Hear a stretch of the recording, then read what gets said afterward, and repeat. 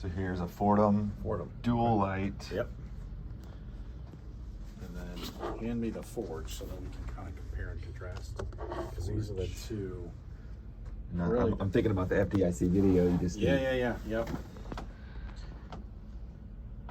So you want me to review what features and benefits, or the reason that they were designed the way they were, or compare and contrast these two because they're related but they have differences? I mean, I can do all of it. I just wasn't sure what content you're looking for.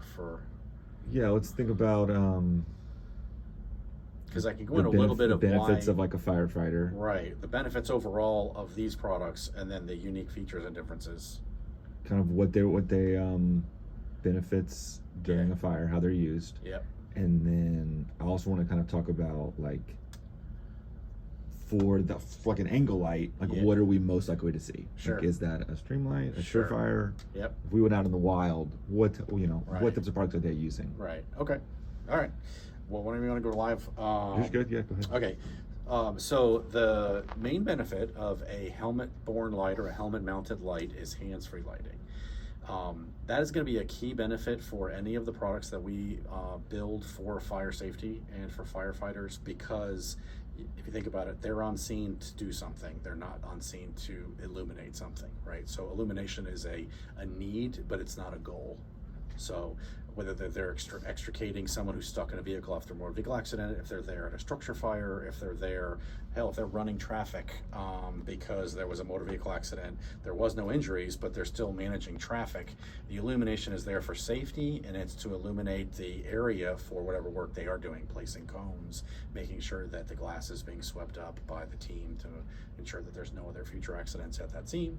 So hands-free lighting is the key benefit that we provide firefighters in pretty much any of the products that we build, because a firefighter only has two hands, like everybody, but the two hands are usually tasked with doing something: holding a tool, using a tool, helping somebody, holding somebody, transporting somebody, carrying something like a hose, stretching a hose, running a hose. So if you have to hold a light in one hand, you are now using only one hand to do what you need to be doing, the task at hand. So hands-free is key.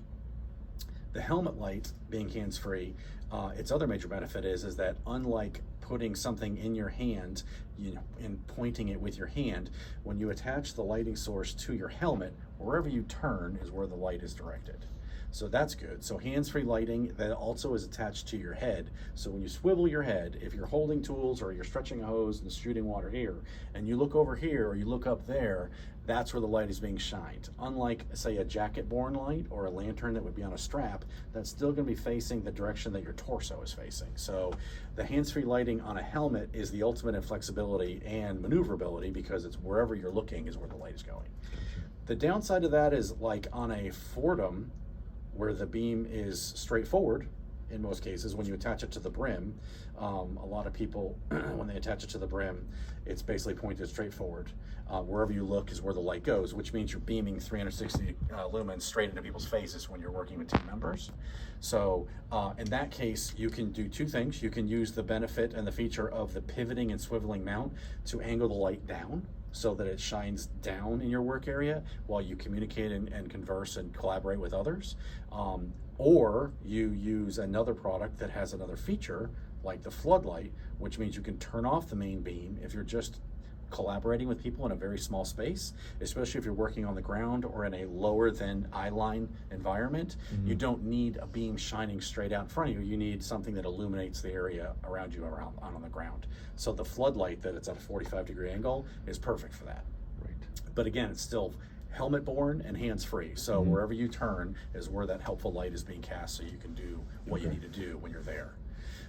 The Forge has slightly brighter lumens. So this is 360 lumens, and I believe this Fordham is 250. 250, yeah, because it splits part of the power from the battery in the circuit for the floodlight.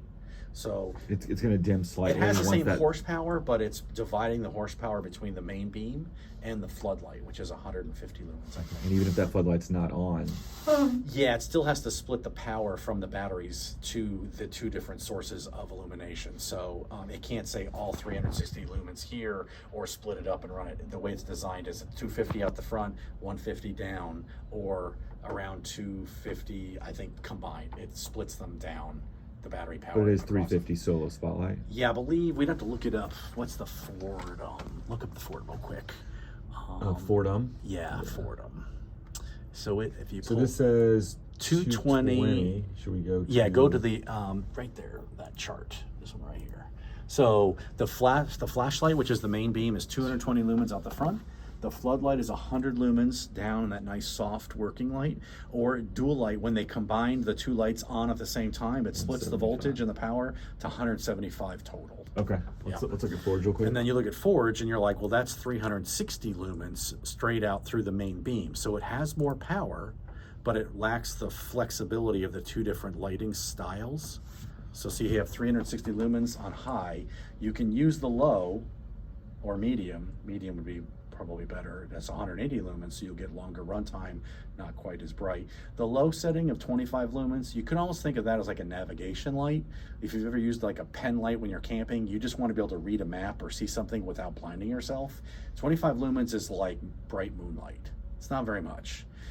That's almost more of a SOS mode or an entrapment mode. If you're stuck someplace and you know you're going to be there for an unlimited Gonna or go into unknown amount of survival time, mode. yeah, you would turn it really down, really low to ensure you have maximum battery life.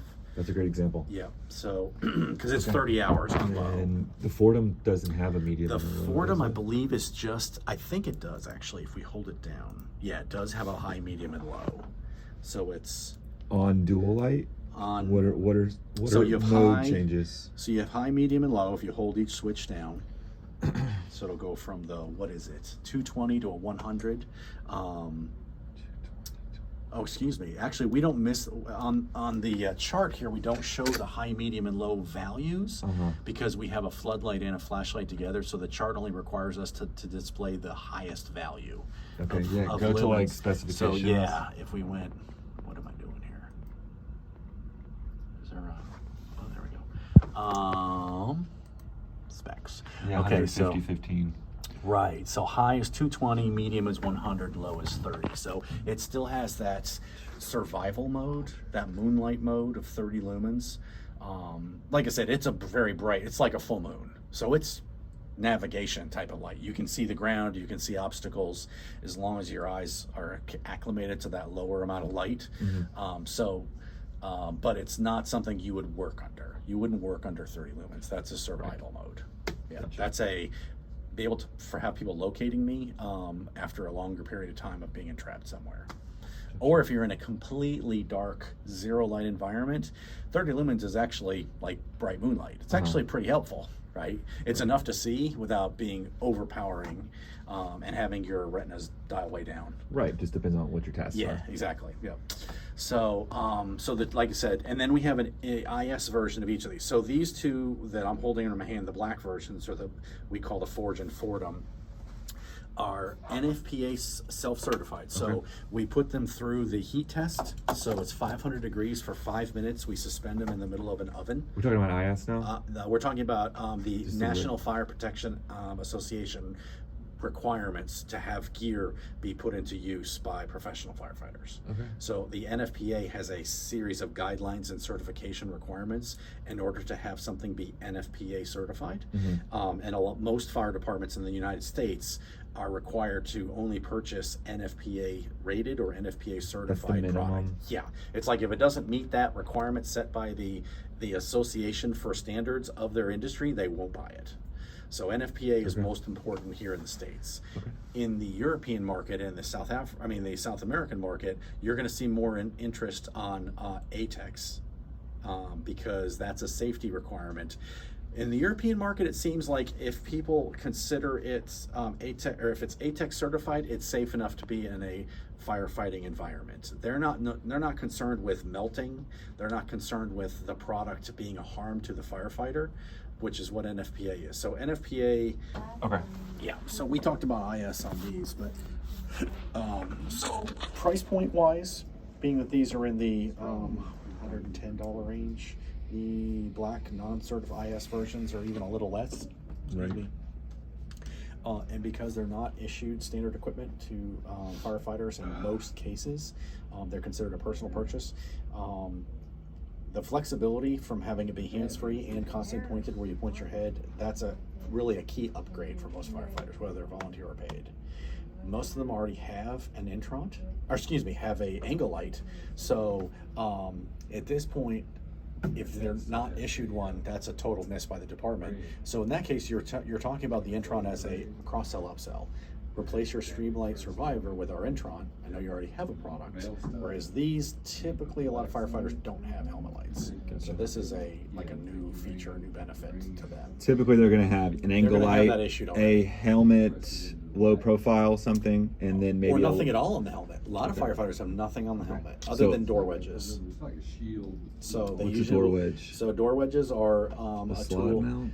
So there's usually a rubber band that people will either buy or they'll use up a rubber inner tube, and they'll literally keep one or two wooden or metal door wedges on their helmet. Oh, right. Right, and so that's to keep doors open, Like on right? your So they gear, don't you pinch your have that. hose. It's also to gap a door. So if you're trying to open a door with the axe and the Halligan, which is that tool that has like a right angle blade on it, when you pound that axe, or you use the axe head and you pound the Halligan into the gap of the door, and you're trying to bust the door open, you pry with the Halligan, you create a gap. You want to hold that gap open so you can pull the tool out and reposition it and make the gap wider. You pull a door wedge out, stick that in there, it holds the gap open. Then you can reposition the tool, pry on it some more with the Halligan, reposition the wedge, and keep repositioning it until you get enough gap where you pop the door open. So it's better to have them on your helmet than trying to dig through your pockets. So a lot of firefighters will keep at least one door wedge on their helmet. Mm-hmm. So, but like I said, easiest and most obvious is keeping a door open. So, especially in a commercial environment, they have all those gas-operated door shutters. They have what? The gas-operated door arms that shut the door, right? That's not good if you're trying to keep a door open to bring ladders or hoses or a gurney or anything Right. through. What's a right? gurney? Gurney is when you put a patient on one of those rolling beds with the Oh. wheels. So The rather stretcher? than they'll keep the door open with your foot while you're trying to, Sounds pull the super helmet, safe, yeah. right? Stick the door wedge underneath there, keep the door open. So as far as lights, they got their angle light. They'll be issued an angle light that's usually standard personal protection equipment or PPE that the agency or the department will issue each firefighter. Volunteer or not? Volunteer or paid, yeah. Okay. So it'll And be helmet, then- it'll be the jacket, boots, gloves, One suspenders. light. And one light, which is the They have lanterns. They're probably going to be with the That's a department or department on the purchase apparatus. or themselves. Some firefighters buy a lantern for themselves, and they wear it to keep it hands-free. They wear it with the strap, The carry strap. strap across the. Yep. Yep. So what about like a paid department, like the city of Dallas? Right. They are. Are they going to maybe issue more than an angle light? No, typically not. They want you to go into a fire with just an angle light? Well, and the And in the box lights maybe or the the lights. lantern lights that are either provided. That should be the enough. apparatus, That's what they think. That's. Is that a budget thing, or is that we feel like you're covered enough? Yeah, I think it is kind of because in typical a typical scenario is when you show up at a fire scene, it's not just angle lights that provide lighting. So fire trucks have light arrays. They have LED lights both on the cab, and sometimes they have them on hydraulic adjustable arms where there's like an entire array of LEDs that will light up the entire parking lot. So in that case, you're not relying on personal lighting to light up the scene. You would be relying on personal lighting to cast or shine light specifically where you're working. Or if the scene light from the apparatus can't reach where you are inside the building, now Right. you're back to personal lighting.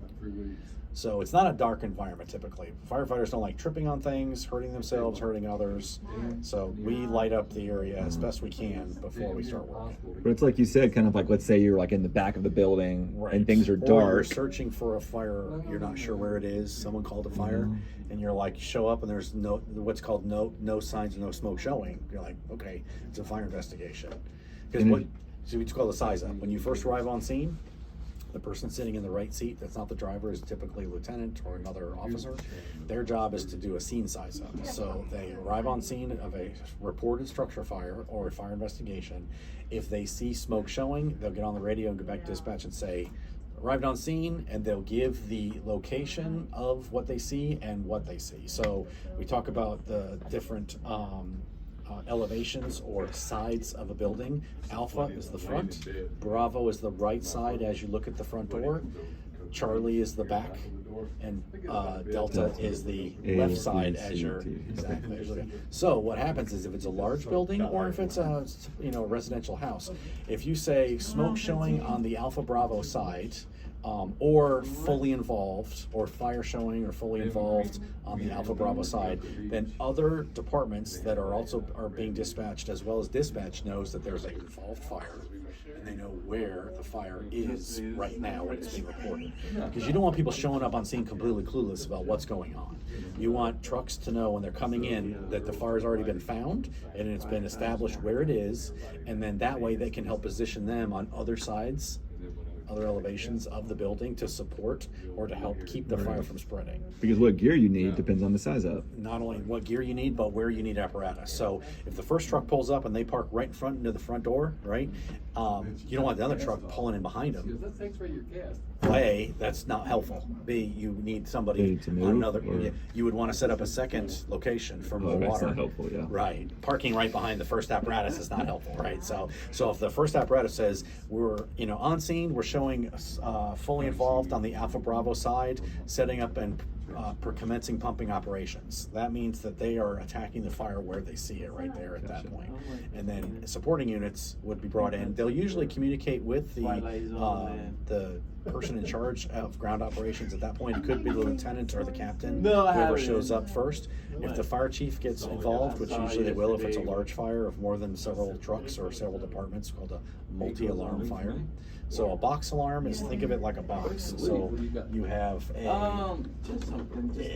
an area. So if you have streets and roads in a city like this, and you have a house right here that's on fire, and there's a fire department here, and there's a fire department way up here, and there's a fire department right here. Like station 1, this is station 2, and this is station 3. A 2-alarm fire would be a box alarm, meaning that we need more than one agency, and that there are boxes on a map that are pre-drawn Of which department responds? of which departments would respond and which apparatus they would respond with based on the call. So if you're in this box right here and it's a structure fire, then station 3 is always going to send an engine. If it's an alarm over here and it's a box alarm and it's for a motor vehicle accident, then the 2 agencies that are in here, if it's a box alarm, a multi-call alarm, then this one is automatically going to send this type of apparatus, and this one will send another apparatus in support. So they build these boxes or regions of a city or a town, and they assign departments a default or a standard apparatus to bring based on the call. So structure fires, if it's the box alarm and you're the primary station, you always bring this, and then the secondary station always brings this. Gotcha. So that way you're not like, what do I bring? Gotcha. So that helps. Okay, And- back to the fire for a second. Yep. So you've been in fires, and I don't know what kind of gear you had, but like let's say you're like at the back of the building and all you have is your angle light and it's kind of dark. Right. Like when you said earlier, when you have the helmet, that light goes wherever you have. Is that just angle light? Is that just is that So sufficient? the angle light, yeah. So I fought fires during the day, and I fought fires at 3 in the morning, 3 in the morning to 6 a.m. So deep night all the way until just before sunrise. So there's no light at all. And I'll tell you that when you are a small rural department like we were, If the fire truck is 40 yards that way, the lighting on the truck is not helping you. So you rely on the angle light on your jacket, and you rely on your helmet light to identify where the fire is and to try to keep putting water on it. You'll find that, honestly, darkness isn't the only challenge for lighting. So you're fighting fire, there's a ton of smoke. Smoke will obscure the fire, and smoke will obscure where the window is that you're trying to shoot water into, because it's billowing out and spreading as soon as it comes out. Or part of the house is already collapsed, and so there's a huge amount of like, where is the wall? Because I don't want to shoot water at the wall and have it bounce right back off me. I need to get the water into the fire. So smoke as well as steam. So as you continue to put water on the fire, you're suppressing the heat. So fire takes three things. It takes ignition, heat, and then the fuel, right? So you need an ignition source and heat. So if you can remove the heat out of a fire, you can push a fire down. If you remove the fuel source, which would be wood or any of the fuel sources that fire burns with, that will push the fire down. Or you remove oxygen, which is almost impossible. So you try to cool a fire, or you try to rob the fire of fuel in order to put a fire out. So a lot of times you'll see fire departments just constantly spraying water on a certain area of the building, even though it looks like there's no fire going on. Because they're cooling down the whole They're time. cooling down all the embers and all of the fuel that's still charred and seared and still burning, but it's burning either in the wall now, there's no open flames anymore, but things could immediately ignite. In fact, you have that what's called flare-ups, where if you think you put the fire out and you're like, okay, we're good, you pack all your stuff up and you drive off, more often than not, the homeowner is going to call you back out there within an hour and say, man, we got a fire again. Because after all that water evaporates and the heat's still in all that fuel and in that char, it'll just catch on fire. Right. We've all It's had, like a campfire. all had a bonfire. Yeah, you put the Exactly. campfire out, you're like, oh yeah. 20 minutes later, yeah, it's back up it's again. going again. Yeah. So, Okay. especially how much heat those coals from fuel will store. Right. So it's the whole putting a campfire out, but on the size of a building. Okay. So if I go into like you introduce me to Shrek, or I go to like Yeah. Plano FD, Yep. are these guys going to have helmet lights? Some will, some won't. 'Cause It's, like to I said, me, typically it's a personal purchase. It seems like if you were essentially risking your life, Right. what's $100 to make things more Right. effective? Right. Some people swear by them. Some people have never used them, and it's like, why don't? I mean, they don't necessarily see the value because they've never used one. Or some people are like, the Okay. jacket light's enough. I've always had the jacket light. That's plenty. I've gotten by. Or I've had plenty of apparatus light there wherever we're on scene. There's plenty of light coming off of the trucks. I see. They can grab gear. Yeah, you know. So a lot of times they don't see the benefit until they see the benefit. So I think with anything, especially if you get into a groove where you do things a specific way and you tell people, hey, there's a new way to do something, or I've got something that will really help with that. Some people are skeptical at first. They're like, hey, you're just trying to sell me something. I'm like, no, we're really trying to make your life easier and safer.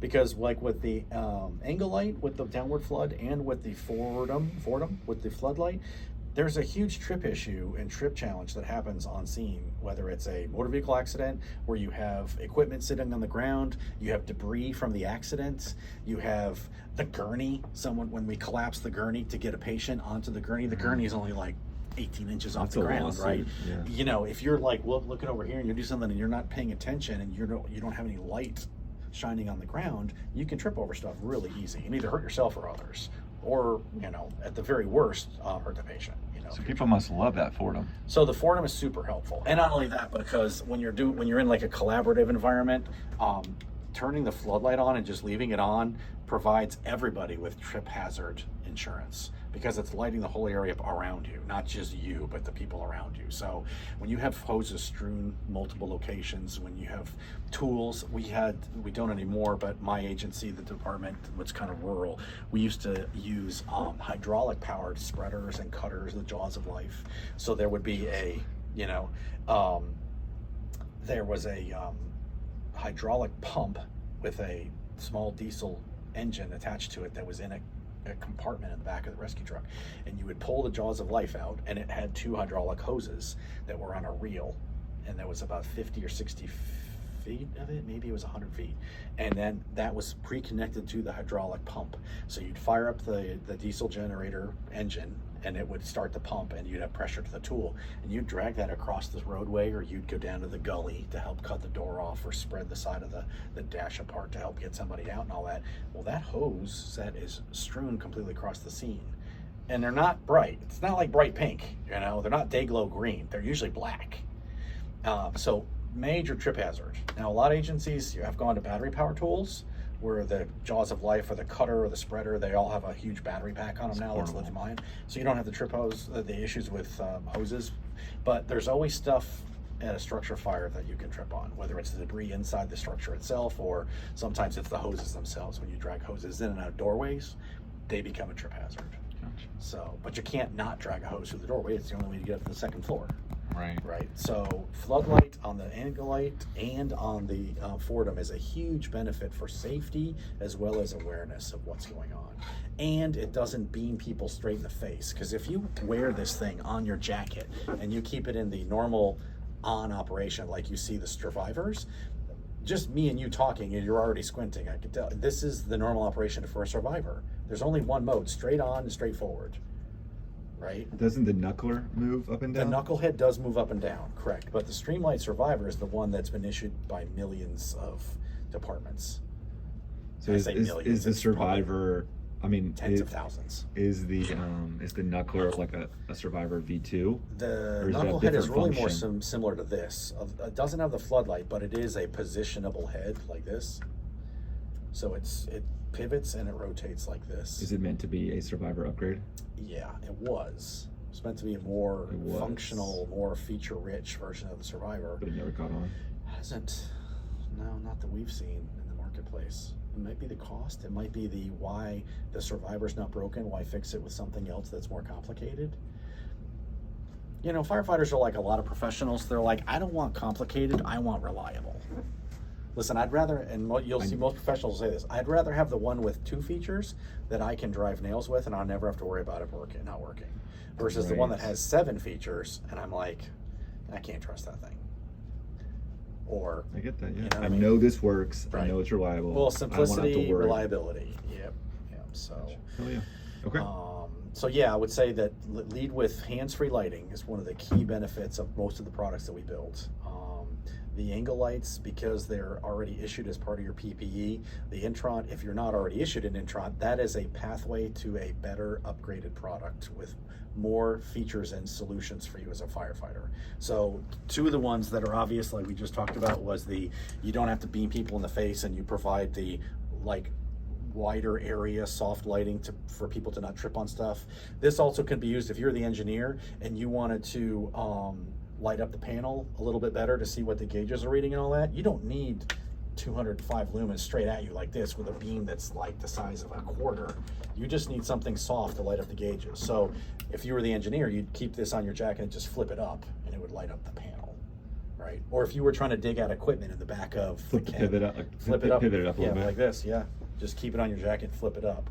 If you were a firefighter and you were pulling a ceiling, so once you identify where the fire is, if it's in an attic or if it's between the attic space and the ceiling of a second floor, you'll have to do what's called pulling the ceiling, which is pulling the wallboard and the ceiling drywall down to make sure that all the rafters and the fuel are completely saturated and are no longer burning and an issue. That sounds intense. So a lot of times, again, if you had a normal Survivor, you're constantly looking up at the ceiling, trying to pull the ceiling tiles and ceiling drywall down with like a hook or other tools. Where is this shining? Right. Straight ahead. Not helpful at all. And there's no way to take a Survivor and pivot it up. But with the Intron, you could shine this thing either straight up, or you could turn off the main beam and use the floodlight straight up. And now you and everybody that working with you sees a lot better. It's a nice soft working light. So what do those guys do when they have the Survivor? Do they not have light, or they have a helmet? They use a lantern or something to help light up, but something that's not mounted to their jacket, because short of taking it off, there's really nothing you can do with the Survivor to make it shine up. Take it off your jacket and hold it like this. But now here we're back to, I've got one hand doing this, and now I only have one hand to do other things. So yeah, I think if you asked 100 firefighters, I would say 98 of them would say, I don't really want to hold a flashlight for any reason if I don't have to. But a lot of those guys are grabbing like helmet wraparound on their helmets we have. And I mean, and honestly, hands-free helmet lighting goes all the way back to the 70s. So if you ever look at old movies that involve firefighters, or you see some of the, like that show Emergency with the squad truck from LAP or LA Fire Squad 51. Would you recommend it? Is it pretty it's accurate? You know, I mean, honestly, it's an interesting look at technology back then. So they wore large rubber trench coats, basically, was their fire coat, right? It was like ankle length. They had a very typical North American style helmet. That's it, really. There was no external eye. There was nothing eye protection related. There was no lighting on the helmet. If you saw a New Yorker firefighter that had lighting, they used the old Rayovac. You may be too young to remember this, but it was a small flashlight that looked like a bar of soap, and it had a slider switch on the back that was white, and it ran on like a 9-volt or 3 AA's or something like that. And they would literally take a bicycle inner tube and run it around their helmet, and they'd slip that light in there, and that would be their helmet light. Are those the flashlights that have like the grooves almost? Like I'll show you one. Like patches. Yes. And it's like bumpy as you go along. So that so they've seen, some firefighters have seen a value for hands-free lighting since way back, right? But there's really been nothing that's been built. Again, that's an off-the-shelf something you bought at a hardware store or at a Walmart and stuck it on your helmet. There's no NFPA rating for heat. You have no idea if that light's going to actually withstand the flames and not catch on fire itself. Because the last thing you want to do is have something burning and on fire on your helmet, right? But if you take something off the shelf from Walmart and stick it on your helmet, who knows what's going to happen when you go into a fire. And the amount of radiant heat, it's pretty impressive. If you've ever stood next to a grill that has a big like charcoal bed in it, and you flip the lid up, and you go to flip the steaks or your burgers, and you feel that radiant heat coming off of a fire that's only 8 inches in diameter, multiply that by 100, and that's what a structure fire feels like. Sounds Any exposed skin just immediately gets seared. Yeah, so that's why you'll see guys, they have to. When they bunk out, you wear that Nomex fireproof hood that has the eye hole in it. You pull that down, you make sure it's tucked all the way around inside your jacket, you pull the jacket up, you zip the jacket completely up, and there's usually a collar button that'll come over it that keeps the collar up high. You don't want any exposed skin. And then that eye hole opening, your SCBA fits around that eye hole opening around your skin. And you pull the SCBA on, and then you literally take that Nomex hood and you stretch it up over the outer edge of the SCBA, so it seals against your skin, and then that Nomex hood basically is all around the edge of the SCBA mask. So no exposed skin. Sweating like a motherfucker the whole time. The whole time. That's why you'll see firefighters go in pairs or in teams, because they can only withstand the amount of heat that is loaded onto your gear. So they have something called heat load and heat transfer. Same example I gave you when you open up the grill and you go to flip your burgers. That heat that hits you, not only does it feel extremely hot, that heat transfers to your skin and your body, and it loads up in your body. Just like if you go outside and you stand in the sun, the longer you stand in the sun, the hotter you get, because the radiant heat from the sun is absorbed into your body. Well, with a fire, it's both light-based heat and it's called convective heat, which is the heat caused by hot air. So that the heat from a fire is transferred to you by the light and by the amount of heat radiated through the air. So when your gear gets loaded up with all that heat, your gear will get too hot to touch without protective gloves and all that, and then it starts soaking through your gear into the secondary layer, which is the Nomex fireproof layer. So at that point, when your gear gets so heat laden with heat from the fire, you sweat like you're running a marathon, and then you'll start to get heat exhaustion. So the fire teams will go in, they will work until they feel the heat exhaustion approaching, and then they will come out and another team will go in. And you'll see firefighters take all their shit off and they are beet red and sweating profusely. That's not because of necessarily all the work they're doing, it's the amount of heat that's being loaded onto their body from all the gear that's absorbing the heat versus catching on fire. So the gear doesn't catch on fire because it's a non-flammable material, but it can't reflect the heat, it still absorbs it. The only time you see those reflective heat suits are the ones like at airports where they look like a silver spacesuit. It's like a hazmat suit? It's like a hazmat suit, but that actually has a metallized layer on the outside of it that reflects some of that radiant and light-based heat so that people can get closer, because the fires are so hot on aircraft, jet fuel and everything, that you could get within 50 or 60 feet of the plane without some of those reflective style suits. Interesting. So, So back to personal lighting. So yeah, one of the key features of this is the ability to be able to do something other than shine the light straight forward, and having not only the ability to shine it up if you're working on a ceiling issue, pulling ceiling tiles, trying to expose more fire in an attic. You have the ability to use both soft indirect light or the straight light from the spotlight, either way. The other nice thing about this is if you end up going to ground, if you are crawling on the ground to follow a hose out, if you're trying to get out of a structure fire, they always tell you to follow, they train you to follow the hose out, because you bring the hose in, so that's your pathway out. And there's a way that the male and female ends of a hose couple together. So there's a small and a large side, the small side, the large side, so it's male, female. So you are taught that if you follow the hose out and you follow the bump, so if it's hump, hump, bump, that's basically showing that the coupling, the female coupling, is facing towards the pump, and the male coupling is always facing towards the hose. Right. So you know you're following the hose into the fire deeper, or you're following the hose back out to safety.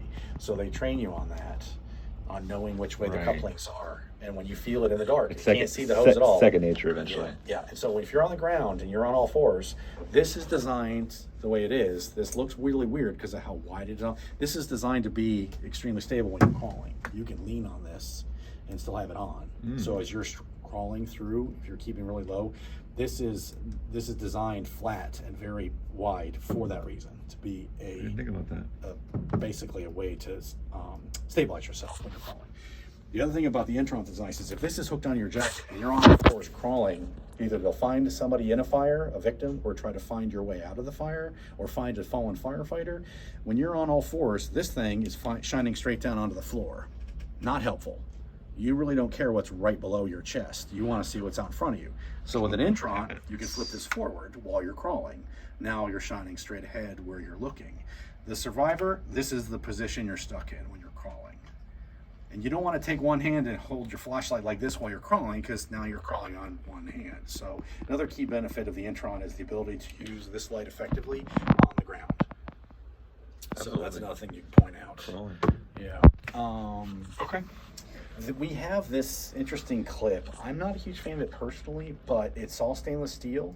The Survivor has a plastic clip with a spring. One of their weaknesses is the fact that the plastic clip breaks. Amateur hour.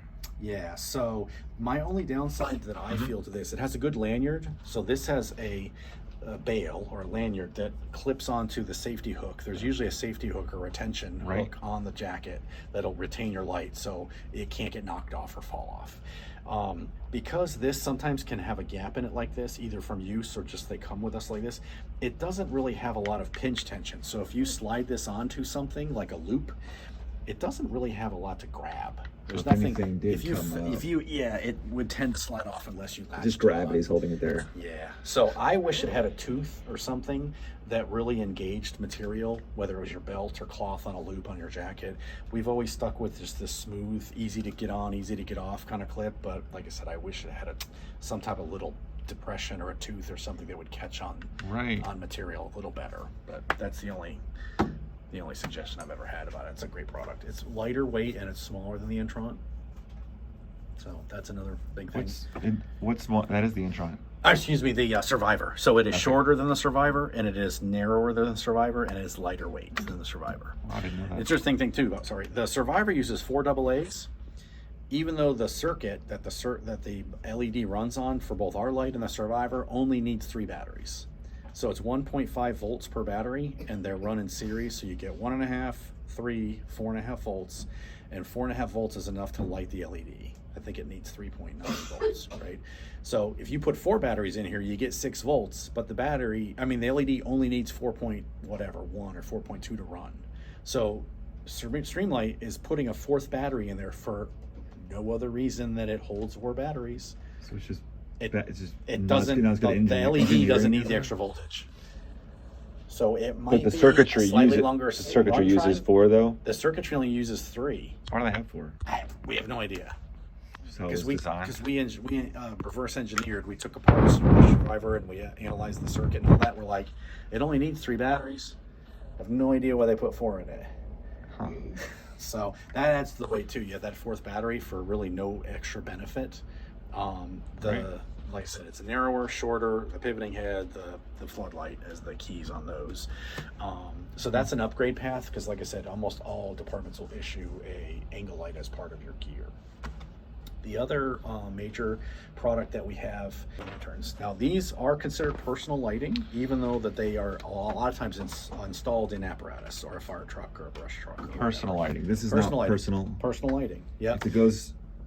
If you can carry it, typically. If you carry it yourself as a tool or carry it on your body, it would be considered personal lighting. Like 80% of our fire products are personal lighting.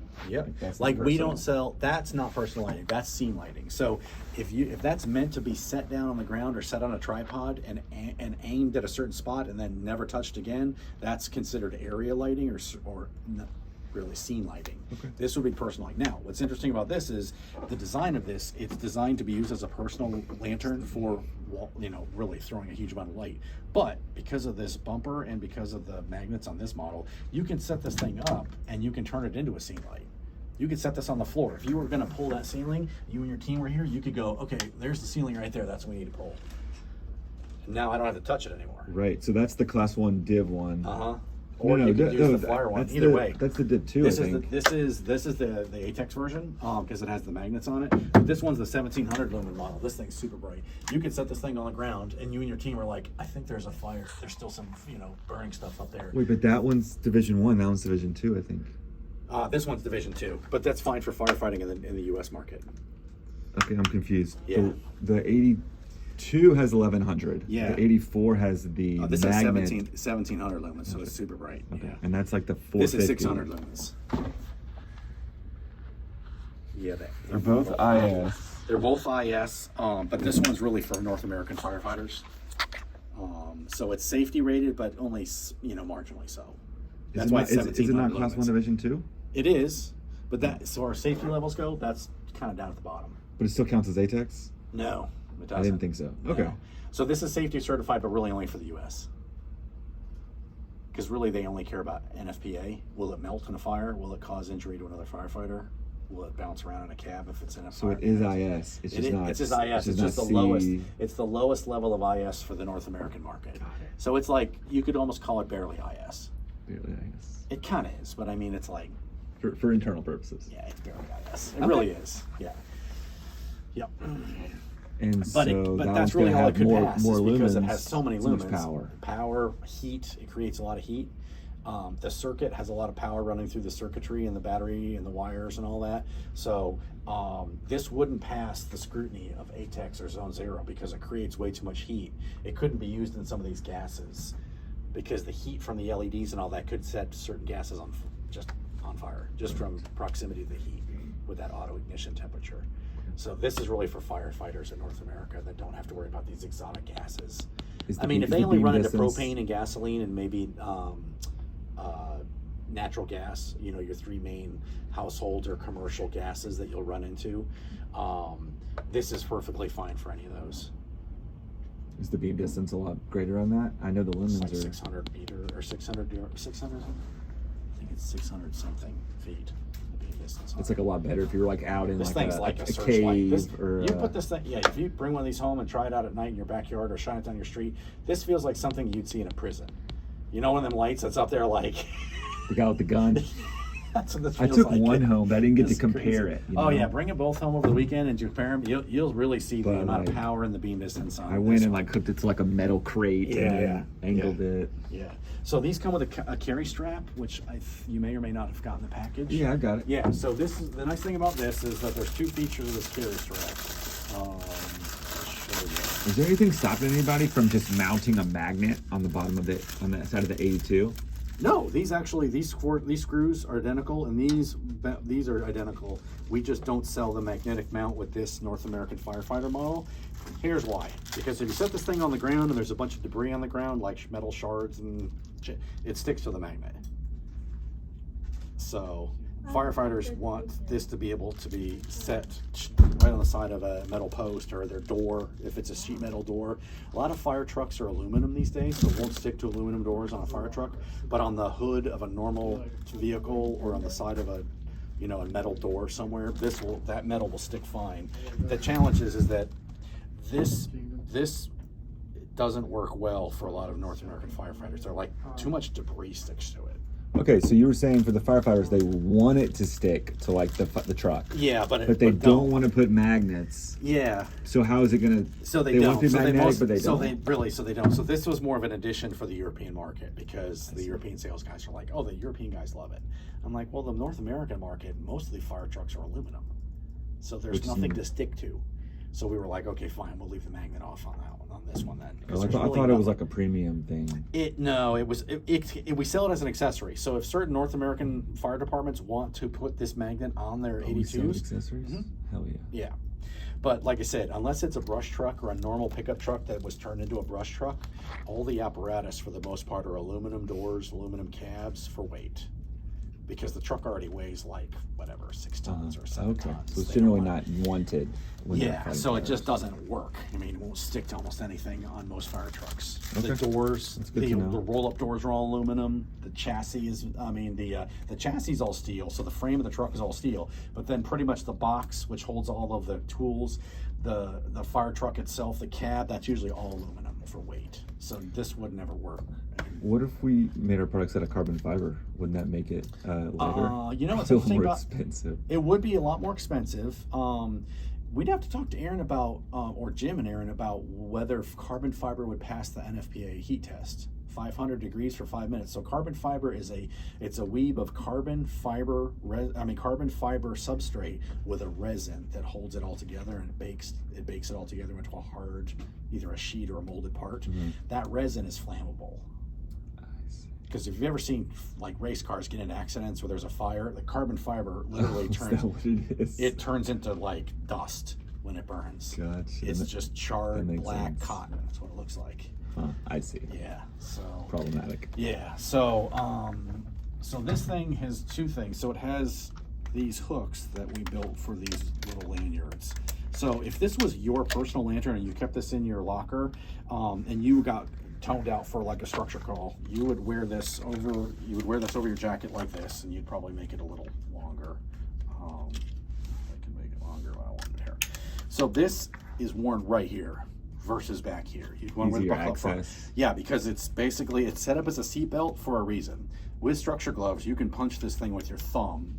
So if you're caught on something, or something falls on you, or whatever, say this thing is hung up on your SCBA hose and you're trying to get the SCBA vest and all that off to transfer to somebody else, and this is hung up in it, you want to be able to just get out of this quickly. Without even looking at it, right? Without even looking at it. So it's designed as a seatbelt style button, so everybody's familiar with it, and it's designed to be used with one hand, gloved hand, just punch it with your thumb or push the button. So that's why it's set up this way. And then the lanyard, the carry strap itself can be lengthened, so you can lengthen this.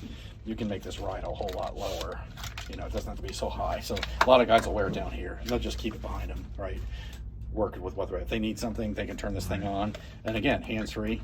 You can shine it forward. You can tilt it down. So if you want to keep it down, if you're doing mop-up, which is basically raking through all of the smoldering shit, trying to make sure there's no fire, that's a perfect application for that, right? So so you much prefer the 82 over the 84? Yeah, because of how just bright for it lumens. Is. Yeah, and I don't have a magnet on the back to worry about metal crap sticking to it, because you'd be amazed at this metal shit that's in all the burn stuff when you're raking through it with a rake and with an axe and a Halligan, trying to just make sure that there's nothing that's going to flare back up again. And that's got high and medium. This has high, medium, and low. So if you push it on once, you'll get high. You can hold it. If you hold it, you'll get medium and low. And honestly, oops, this should go low.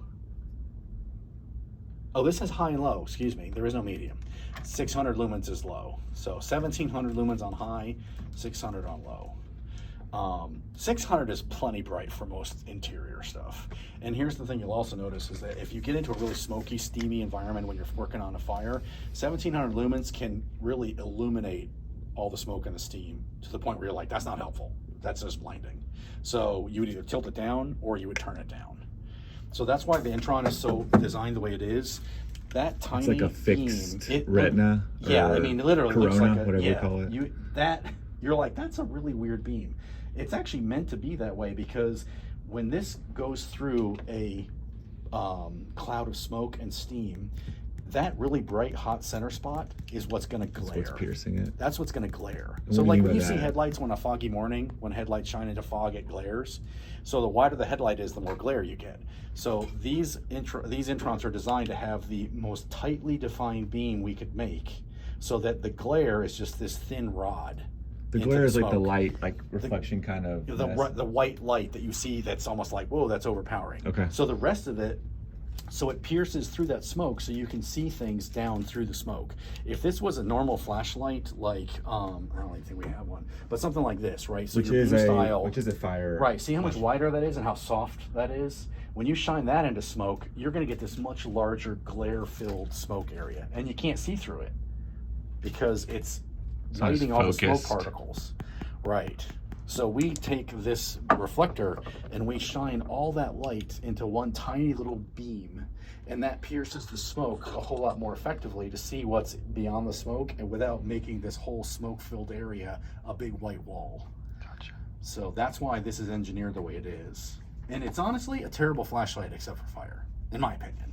Like, you walk around the yard with this, you like walk your dog and you're like, this is so not. Because I thought about it. Because I'm always going like this, because it's so focused on just that little spot versus you're used to a flashlight that has a much more, beneficial spread. This thing is like shining a laser. I mean, almost. Okay, so I thought about it because you could just like flip it up and You look, could. I got a flashlight.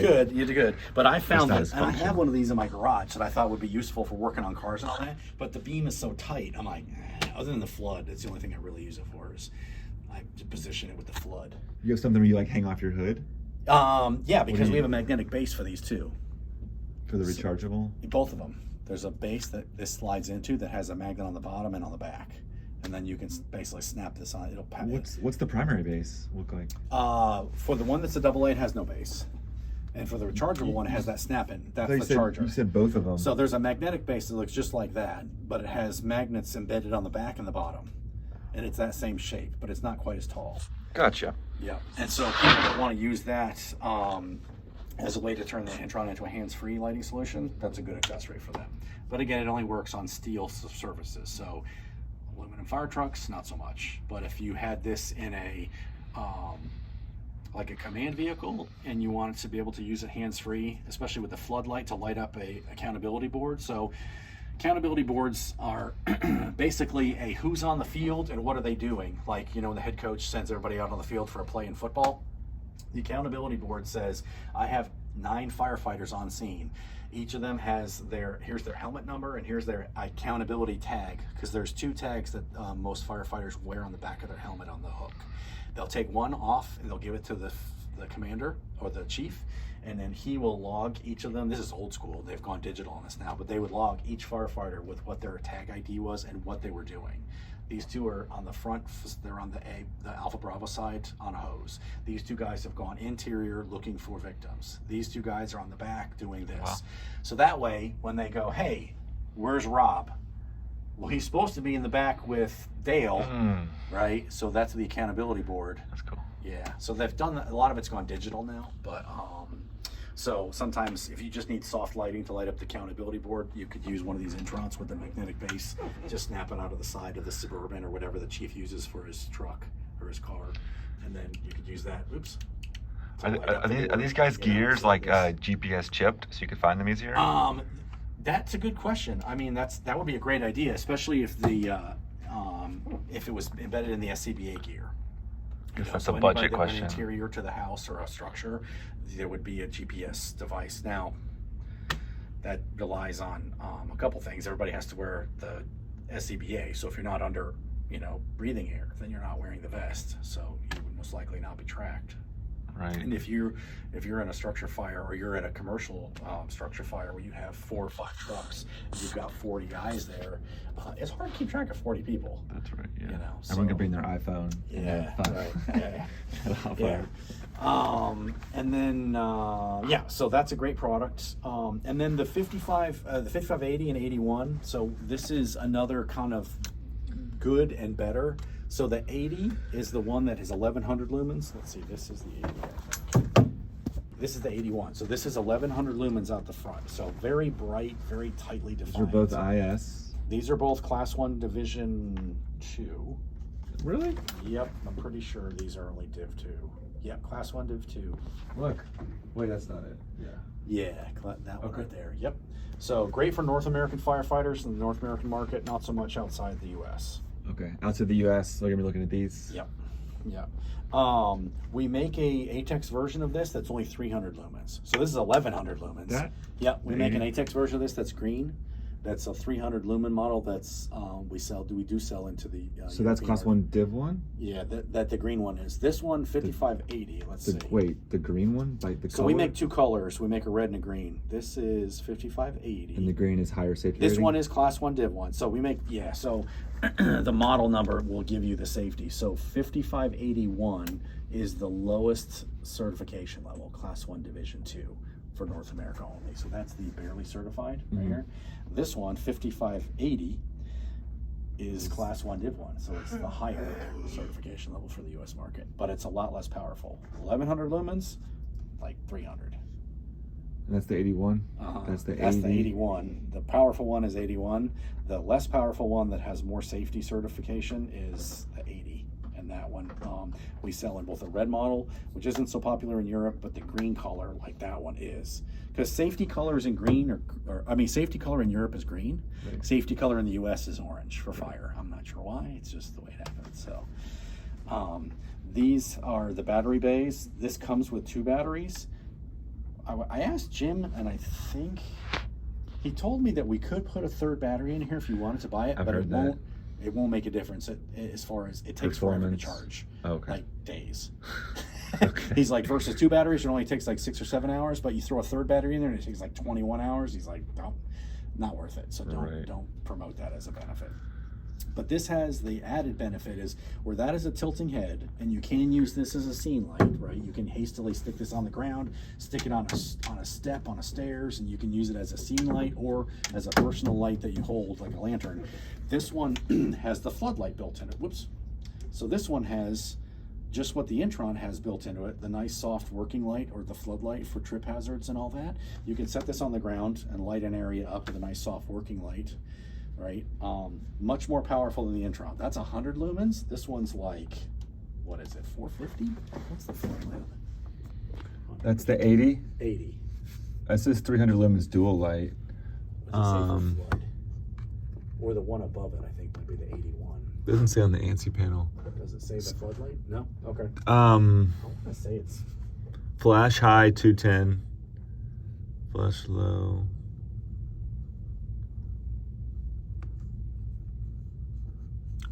Yeah. I don't know about flood. I'd have to look it up. Yeah. But the benefit about this is that it has a nice soft working light for, like I said, well, setting it on the ground and using a hands-free work light, or for when you're navigating through a structure fire or through a fire, like a fire ground, when you're doing cleanup or fire investigation. If we called Wiley Fire and said, hey, we smell a bunch of propane, we're not sure what's going on, but it smells like rotten eggs in here, they'd ask us all to evacuate. They tell you not to turn on anything, don't turn off anything, don't touch anything electrical, right?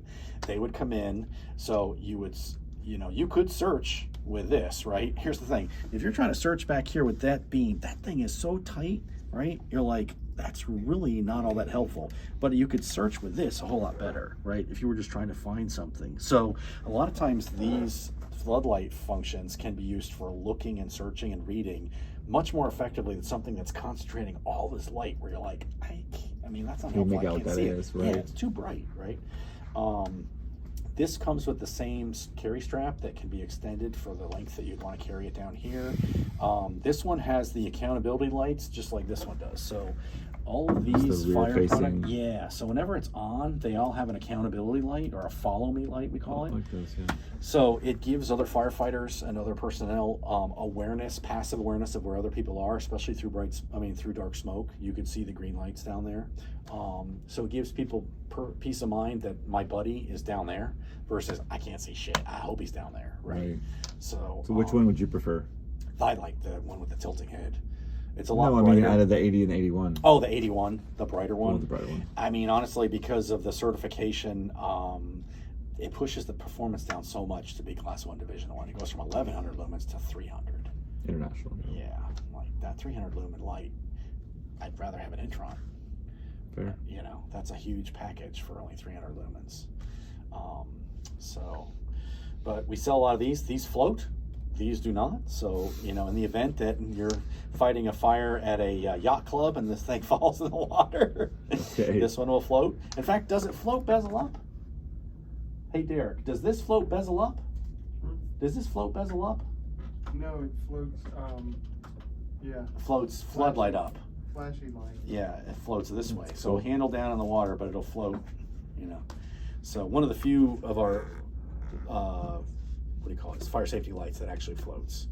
Almost everything doesn't have enough of a cavity in it to trap enough air to float.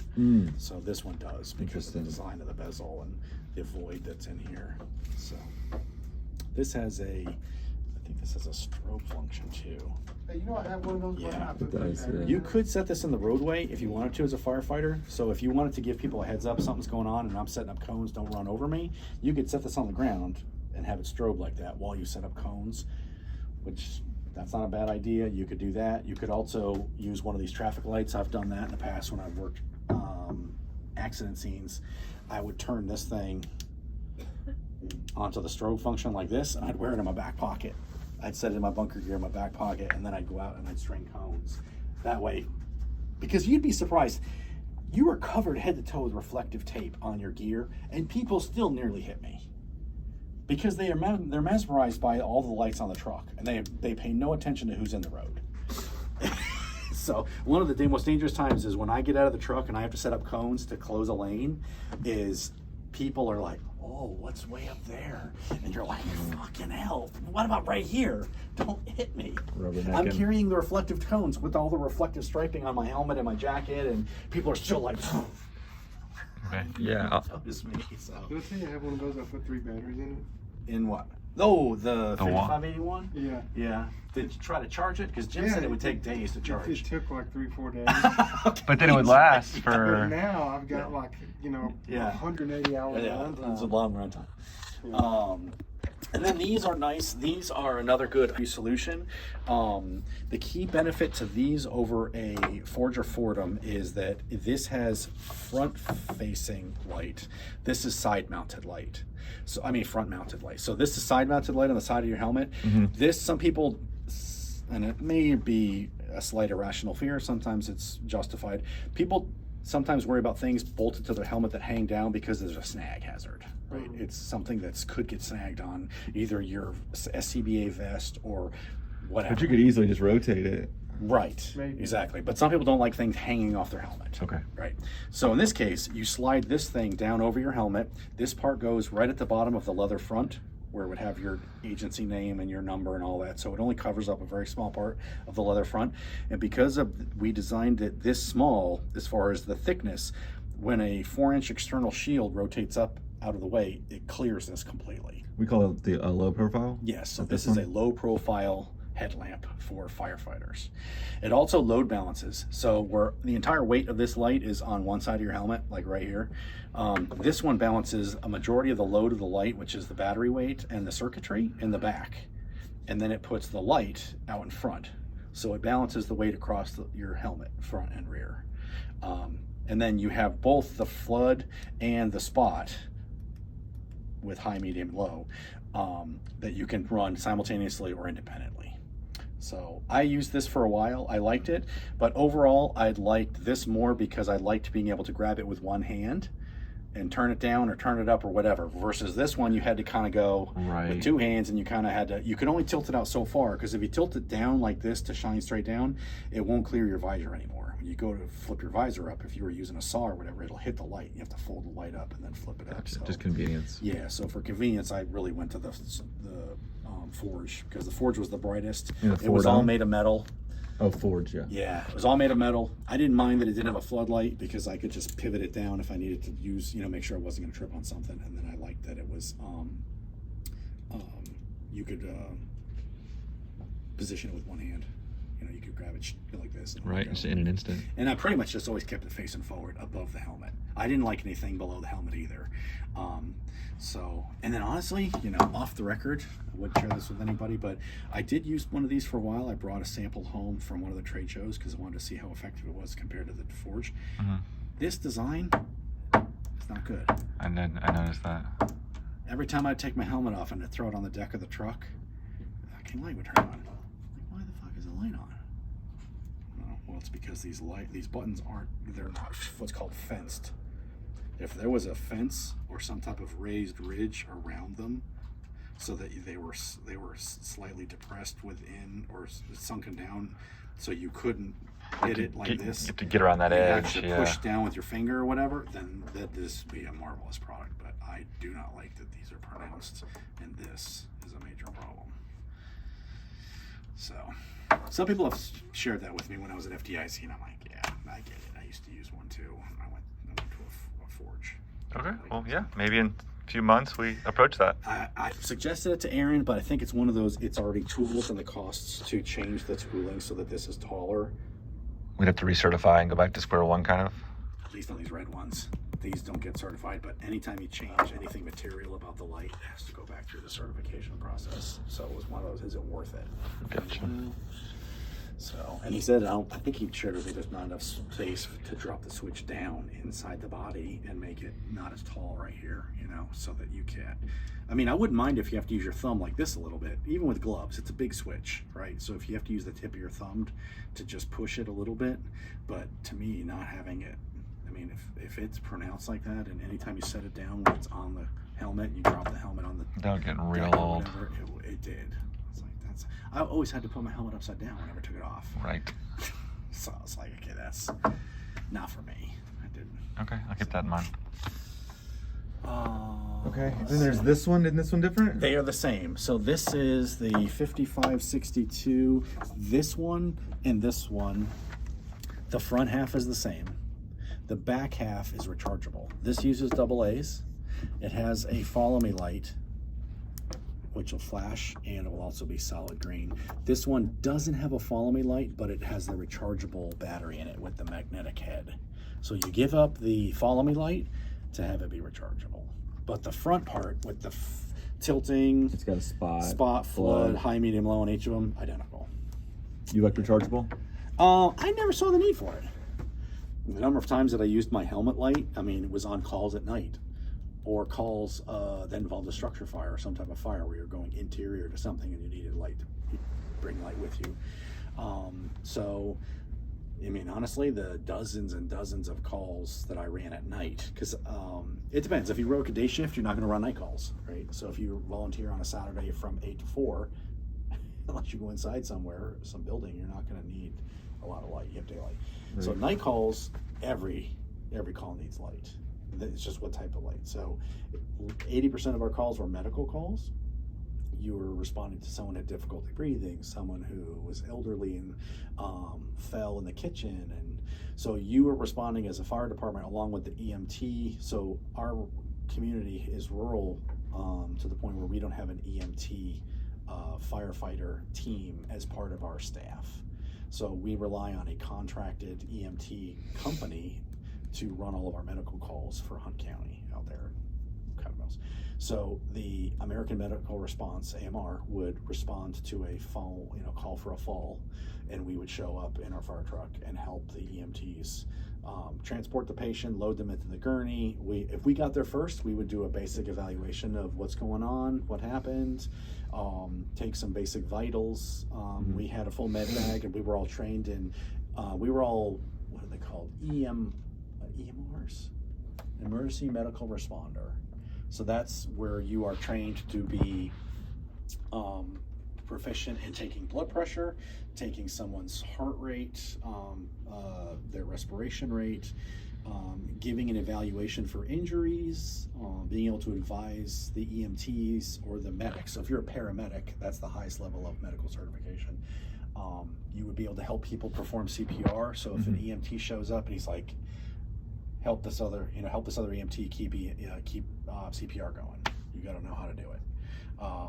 And I ran several calls that were unfortunately signal 27, which is a death. But I ran 2 calls that I remember distinctly that myself and another EMT basically switched off for a 20-minute ride in the ambulance doing CPR on this 42-year-old guy. Man, he was laying in bed, and he was getting ready for some surgery on his knee because he some issues with his knee, and apparently had a blood clot, and it traveled up to his heart, and he had a heart attack. And his wife frantically calls us, and first person on scene was our chief of police, and I showed up a couple minutes later. So it's the chief of police and I doing CPR, and then the EMT shows up. She's like, "Keep doing it."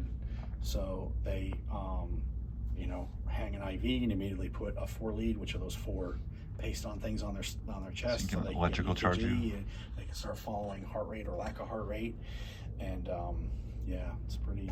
And he died on the ambulance. He died. We feel that he had already passed, but we, did what we could to, transport him. Wow. What was interesting too is that I was really like, wow, I didn't say this, but I was kind of given the ER or the EMT the impression that we were doing. I said, it seems like we're doing a good job, because I was watching the monitor, and the young girl looked at me. She goes, "Stop pumping for just a second." And so I did, and the monitor went like this. And she goes, "You're just massaging the heart, doing the pumping." He was already dead. Yeah. She's like, "We're doing this because it's protocol," but she's like, "There's no other indication other than that minor blip, which is you pumping the heart, and the electrical impulses the heart is generating as you are massaging the heart with your pressure of your hand." So I was like, "Oh, That's heavy. it is heavy," because you're like, "Man, I really didn't want Thought to you hear were that." I thought there was a case for, being helpful, but I never really internalized anything that we did or didn't do to help people out, because it's like you do the best you can. Right. You live with the results. Yeah, there's a plan for everyone, and I don't understand any of them. So, don't try to kill yourself too much with second guessing the plan. So, but yeah, 80% are medical calls. So, in your discussion with any firefighters, whether at shows or whatever, just remember that the sexy shit that we just talked about for the last couple hours is only about 10% of everything they do. Structure fires, motor vehicle accidents, and all that are usually 10 to 15% of calls. Okay. The I other didn't know that. 80% of calls are the monotony of someone fell out of bed, cat stuck in a tree. Someone slept walk through a window. Yeah, my daughter and I got into a huge fight in the front yard, and my daughter slugged me and I slugged her back, and so they dispatched fire and ambulance because there's 2 people fighting in the front yard. I mean, stuff like that. You're like, Yeah. I ain't quite trained for this, but okay, we're gonna stay back here. I mean, honestly, we've ran plenty of calls where the police department was like, scene's not safe, we will notify you when it is, so stage. So that means park the vehicle down the road from the call address. We as LE, we will notify you through dispatch when the scene is safe and secure and you can proceed in. Wow. So there was, some domestic dispute calls, some family related disputes. Gotcha. Divorces where shit was being thrown out in the front yard. I mean, all that stuff. So Okay, so most of it's medical. a lot of it's medical, and anything, like I said, that doesn't involve pulling hose, spraying water, or using cool tools. So you need, But you're still trained for you it. still need lights? Sure, just like the police. I mean, honestly, I would say a police officer's day is 90% monotony. Traffic stops. Donuts. Driving around and looking for, just looking for things out of the ordinary.